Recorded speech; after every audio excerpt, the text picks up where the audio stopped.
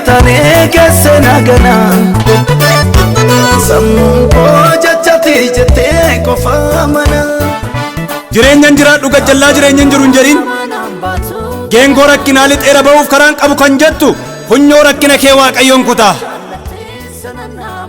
cinaacha kee quuqqaa jireenyaa irra ciibsaan tursu inni jireenya deemsa dadhabee quphane kaasa dhugaa badee fuudhee mul'isa lafee cabe wallaanee fayyisa waaqayyo nuuf yaada gaarii qaba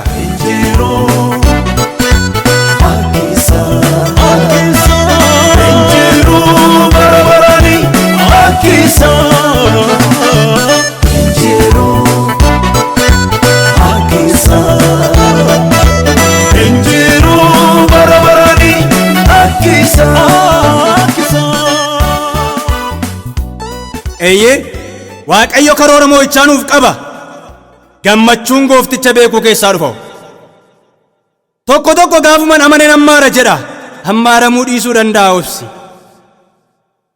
arra boojuu kam jala yoo jiraanne iyyuu waaqayyo gaaf tokko isa boojuu deebisu nu keessaa hin kaasa jedhanii sammuu isaanii amansiisaniiru Israa'eloonni amma yeroo kana rakkina kam jala yoo jiraatte iyyuu furmaata sii kennuuf waaqayyo dubbiisaaf amanamaadha Aanaa Israa'elootaa kan dhaga'e ana jedhe waaqayyo hin dhagaa galgalaaf ganamni kee aarii kan ta'e jireenya hin tasgabboofne jeeqamaa keessa kan jiraattu naan mijanne haalli keessa jiru naan taane jechuun kan of si jibbisiisu gara waaqayyotti waaqayyo dubbiisaaf amanamaadha bara barri harka kee afaan kee irra kaa'u abdiin kutatin ittiin sii dhiyeef ittiin siin bari'u wanti garaa namaa madeessu maaliif kakuu dursaan jedhin arfii si waraane kan sitti buqqisu gooftaan danda'aadha dhagaan burrusaan rukutamee mana ijaara sibiila gara qara barbaanneetti kan nuyi deebifnu abidda buusuu fi burrusaan tumuu booddeedha harraban dadhabe jechan natti cime mul'ata baadheen gatame karaan eeggadhe cufame riyaadhaan tuffatame hawaasaan nuffame hin jedhin balbala rakkinaa sitti gad deebisuu waaqayyo ukkaamsee si ajjeesuu miti abjuuna jiraatu warra wanti qabatamaan harka keenya keessa hin jiru yoo ta'e illee abdii qarmii nu funaansisa ga'umsa keenyaaf ka'umsa keenyatu murteessaadha jabaa wajjin kaan irra nyaatamna isa si garboomfate dha'een harkaa si baafadha inni jedhe waaqayyo dubbiinsaa amansiisaadha olshaadhaaf okkalshaadhaa namaa ka'umsaaf ga'umsa koo ganamaa Yesuus jaalatama olshaadhaaf okkalshaadhaa namaa ka'umsaaf ga'umsa koo ganamaa Yesuus jaalatama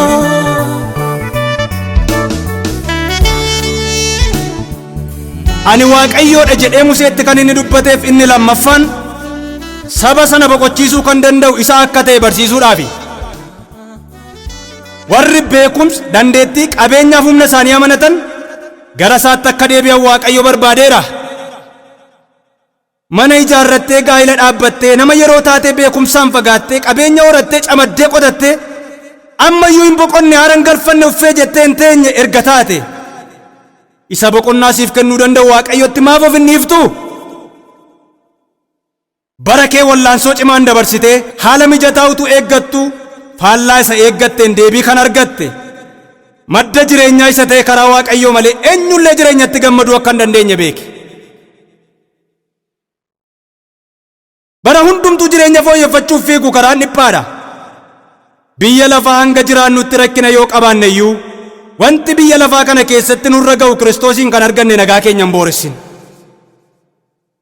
dhaloota kana boqochiisuu kan danda'u kan biliif daana'uun fixu miti isa omtuu kan hin dhimne waaqayyoodha malee agam qabeenyaan beekamnu iyyuu sammuun keenya boqochuu hin danda'u garaan keenya waaqayyoon qofaatti akka boqotutti hojjetame oo fedhii kee yommuu guuttattu jaalallee kee fudhattee bakka bashannanaa yommuu deemtu nan boqodha jettee galaana yommuu daattu nama yeelloon beenne warra qullaa yaa'u yommuu laaltu fedhiin kee sii guutee waan ara galfatte sitti fakkaata yeroo muraasa booda gara kophaa keetti yommuu deebitu yaaddoo sirraa wal qaba waan qaqqabuu hin dandeenyetti si hiixachiisa gaafa isa dhabdu immoo jireenyarra du'a si filachiisa jiruuf jireenya kee goolamaa ta'a nagaan kees boora'aa ta'a kun kana ta'uu kan danda'e mul'anni jireenya kee waan sirraa cufameefidha.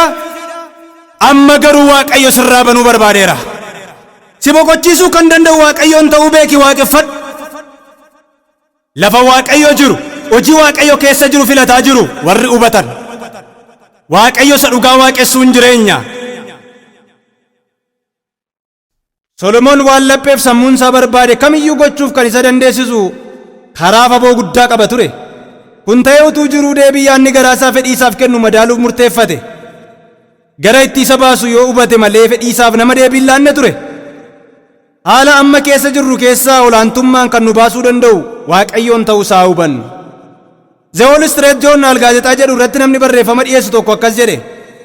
Qarshiin jireenya bara baraatii alaa iddoo hundumaatiin kan nama ga'uu fi waraqaa darbii biyyoolessaati. Gammachuurraa kan hafe hundaa kennuuf dhiyeessaa biyyoolessaati jedhee ibse. Jireenya bara baraa gammachuuf nagaan kennaa Waaqayyo akka ta'an kanarraallee hubachuun hin danda'ama. Israa'eloonni laga dandeettiif qabeenyaan hin baane keessaa Waaqayyoon ba'ani.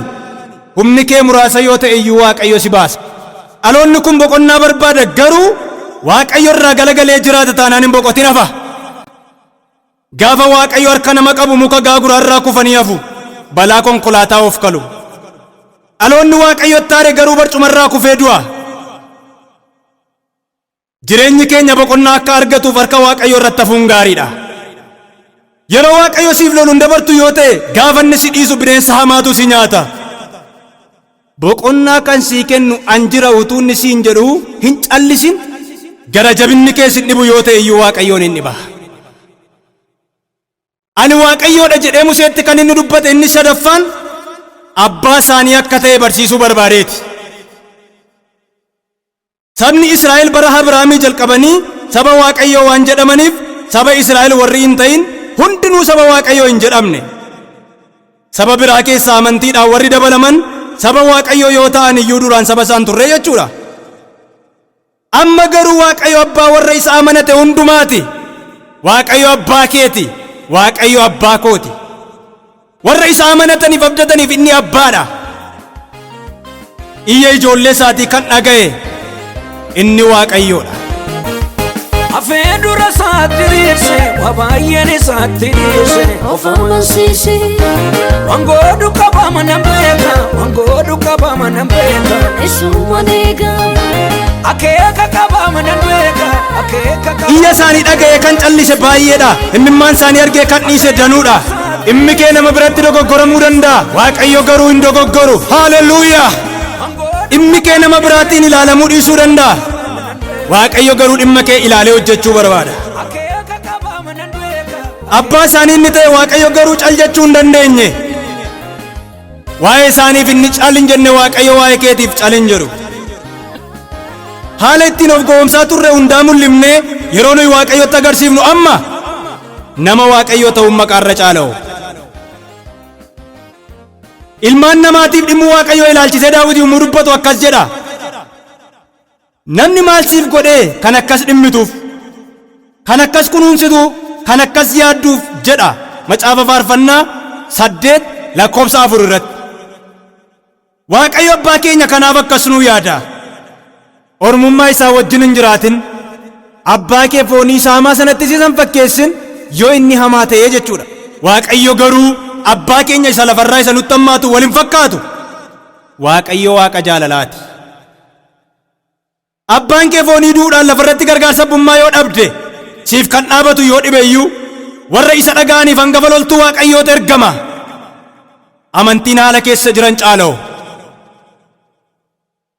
Ani Waaqayyoodha jedhee Museetti dubbachuu kan isa barbaachiseef inni arfaffaan waan isaan dhaalchisuuf ka'e akka qabu barsiisuudhaafi. Haalli isaan keessa jiraniif yaadni Waaqayyo itti dubbate walirraa siqee argame. Ta'us dubbatee gara yaada isaatti isaan fideera Waaqayyo. Nutti deddeebi'uun dubbii Waaqayyoo yaada isaa nu hubachiisuufi. Kan isaan dhaale rakkina sagaleen isaan irra jiru isinan dhaalchisa kan jedhudha. Muddamni isaan keessa jiran sun sammuu isaaniitii ol ta'uudhaan dubbichatti amanuu yoo isaan dadhabsiise iyyuu Waaqayyo gara waan dubbate sanaatti isaan fiduudhaaf amanamaadha. Jiruu kee kaleessaaf jireenya kee irraa ilaalime. Yeroo Waaqayyo dubbate dhugaa sitti hin fakkaanne. Isa Waaqayyo sin dhaalchisa jedhe ati irraanfatteetta. kakuu ganamaa inni si wajjin qabu Waaqayyo garuu jijjiirama jireenyaatti si fideera isaaf galanna ta'u. Innoo dubbii isaa isa qulqulluu isa Abrahaam hojjetaa isaatti dubbate hin irraanfanne jedha dubbiin Waaqayyoo.